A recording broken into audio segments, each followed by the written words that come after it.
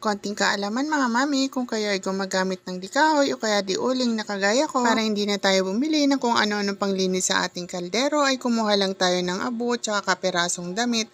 Yun ang panglinis natin sa ating kaldero. Maganda ang pagkalinis niya mga mami, kumikinang siya. Dahil nga po sa sobrang taas ng gas ngayon, hindi namin siya afford. Kaya ayan, nagluluto po ako sa uling kaya tudukod-tud po ako ng kaldero namin. Yan lang po ang aking ginagawa. Namana ko pa yan sa nanay ko kung paano siya maglinis ng kaldero noon. Yan lang ang ginagamit niya nung mga maliliit pa kami.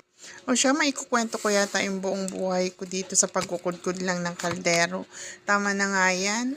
Baka mabutas ko na yung kaldero kung kakakudkud mga mami. Wala na akong pagsaingan nito.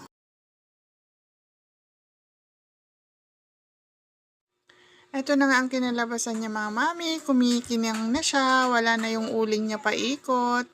O, di ba? Konting kudkud lang, konting kwento lang, tapos na, makinis na agad yung kaldero ko. O siya, sige mga mami, napahaba na ang kwento ko. Thank you for watching. See you on my next video. Bye!